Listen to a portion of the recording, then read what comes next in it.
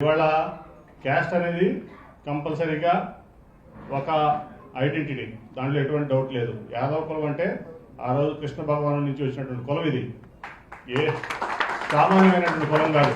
నేను ఎప్పుడు చెప్తా ఉంటా, హిస్టరీలోకి వెళ్తే లేకపోతే పురాణాల్లోకి వెళ్తే ఆ లెగసీ ఉన్నటువంటి కులం ఏదైనా ఉందంటే భారతదేశంలో అది కేవలం యాదవ కులం. అన్ని కులాలకి అందరికి లెగసీ ఉన్నాయి, కానీ ఆ రోజు మరి కృష్ణ భగవాన్ నుంచి అంతకు ముందు నుంచి మరి ఒక లెగసీతో, ఒక హిస్టరీతో ఆ రోజు పురాణాల్లో కానీ తర్వాత చరిత్రలో కానీ ఒక హిస్టరీ ఉన్నటువంటి కులం ఈ యాదవ కులం.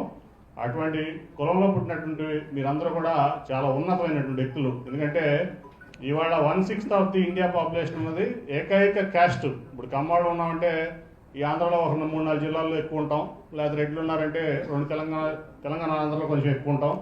కానీ దేశవ్యాప్తంగా 1/6 ఆఫ్ ది కంట్రీస్ పాపులేషన్ ఉన్నటువంటి కులం ఇది యాదవ కులం. అటువంటి గొప్ప కులం ఇది. ఇవాళ చాలా మంది చెప్తా, తిరుపతి వెళ్తే ఫస్ట్ వెంకటేశ్వరం తలుపు తీయాలంటే ఆ సాంప్రదాయం మీదే, ఎవరిది కాదు.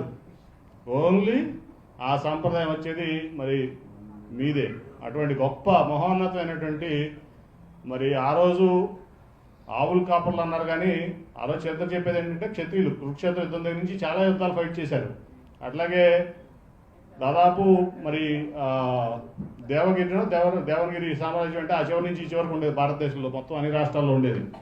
అట్లాగే ఇప్పుడు మధురాలో కానీ లేకపోతే ద్వారకా కానీ ఇవన్నీ చూస్తే కృష్ణుడి టెంపుల్స్ ఆ రోజు నుంచి ఈ రోజు వరకు మరి ఒక గొప్ప కులం. డెఫినెట్గా మన కులాన్ని మనం ప్రేమించాలి, మన మతాన్ని మనం ప్రేమించాలి. ఒకటే, అందరినీ కలుపుకెళ్ళాలి. ఇంక్లూజివ్ మన భారతీయ సంస్కృతిలో కానీ మన హిందూతో కానీ మనకి ఇచ్చింది ఏంటంటే ఎప్పుడు కూడా పరమతాన్ని ద్వేషించకూడదు, కులాన్ని ద్వేషించకూడదు, అందరినీ కలుపుకొని శాంతితో ముందుకెళ్ళాలనేదే మన యొక్క ఇది. అదే మన గొప్పతనం. ఇవాళ మనం చాలామంది చూస్తాం, వాడు అన్నయ్య ఇప్పుడు నన్ను యాక్చువల్గా ఒక సోదరుడిగా భావించేవాడు, బచ్చులో అడిగాడు. నేను ఆయన ఒక సోదరుడిగా భావించేవాడిని. కులాలకు దీనికి అడ్డమే ఉంది, మతాలకి అడ్డమే ఉంది. చాలామంది ముస్లిమ్స్ ఉంటారు, మామయ్య అంటాం, బాబాయ్ అంటాం, ఆడమన్న అంటూ ఉంటారు. సో ఇది భారతీయ సంస్కృతి కానీ సాంప్రదాయం యొక్క గొప్పతనం.